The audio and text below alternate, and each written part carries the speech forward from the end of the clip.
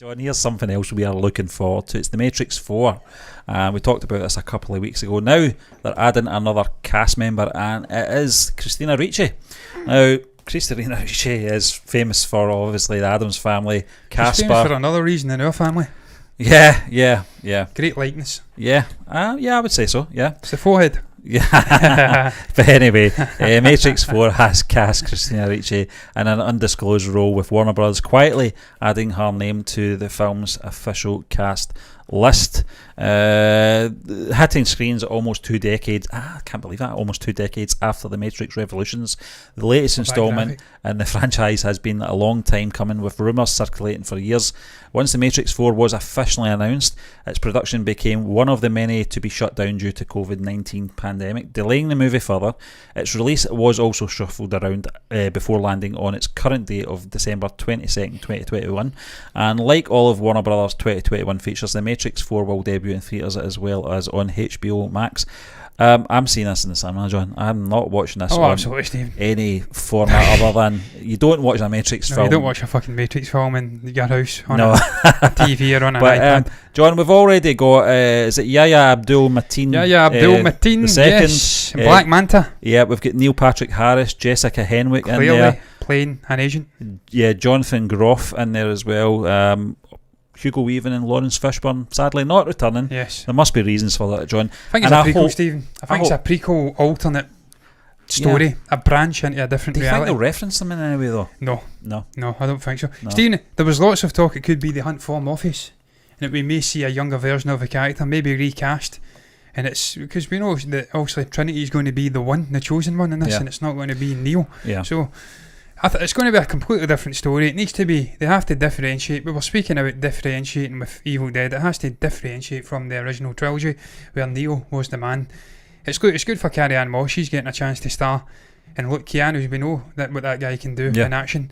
We know what he's capable of. With last thing I saw Carrie-Anne Moss was in was the whole Netflix Marvel stuff. Yeah. She played the lawyer.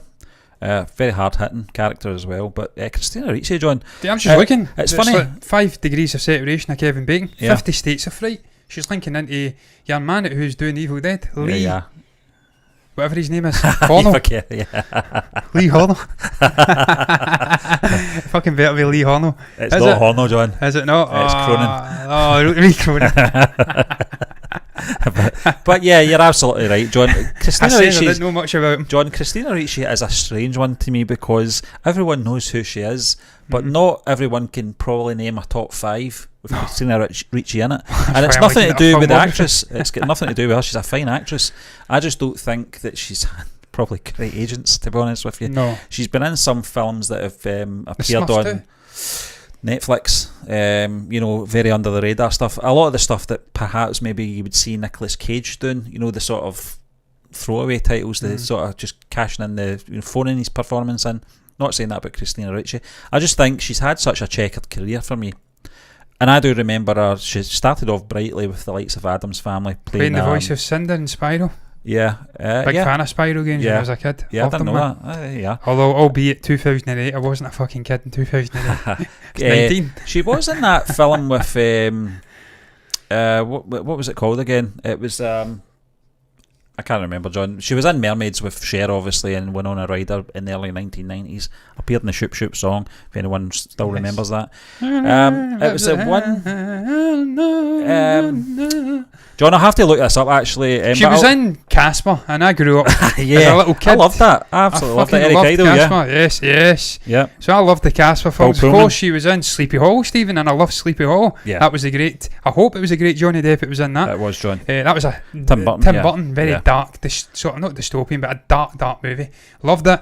And then, of course, you look back, she was in the Addams Family, and I grew up absolutely obsessed with the Addams Family. I had the Addams Family game on the Amiga 800. I don't know what it was.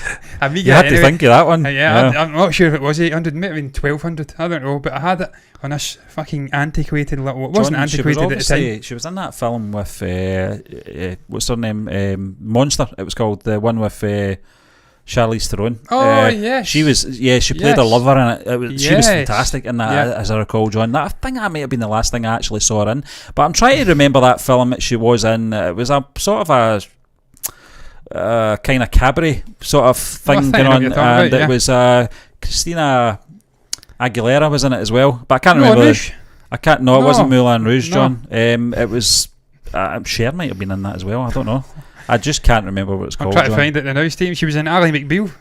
Blast from the Past. Do you remember that? I do remember that. Yeah. Stephen, I don't know where we're going with this. Needless John, to say, she was in a film called Pecker.